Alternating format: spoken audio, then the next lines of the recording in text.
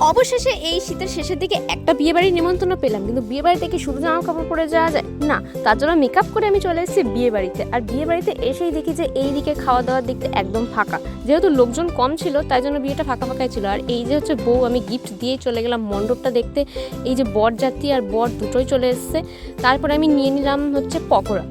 এইবার চলে যাচ্ছি একদম মেন কোর্সের দিকে। মেন কোর্সে গিয়ে বসে পড়ে পাতা দিয়ে দিল, টিস্যু আর জলের বোতল দিয়ে দিল, আর তারপরে দিল হচ্ছে ভেজিটেবল চপ আর তার সাথে চাটনি, আর যেটা আমার মোটেই পছন্দ হয় না। তো এরপরে দিয়ে দিল স্যালাড, তারপরে কচুরি দিল, তার সাথে চানা মশলা দিল, আর এবার দিয়ে দেবে হচ্ছে সাদা ভাত, ভেজ ডাল আর ঝুড়ি আলু ভাজা। আর এই ডালটা দিয়ে বিয়ে বাড়িতে বা কোনো নেমন্তন্ন বাড়িতে খেতে সত্যি খুবই ভালো লাগে। তারপরে চলে এলো কাতলা মাছ, তার সাথে মাছের গ্রেভি, আর এরপরে দিয়ে দিল হচ্ছে ফ্রাইড রাইস, তার সাথে চিকেন কষা, তারপরে আমের চাটনি, তার সাথে পাঁপড়, একটা গুড়ের রসগোল্লা আর রসমালাই।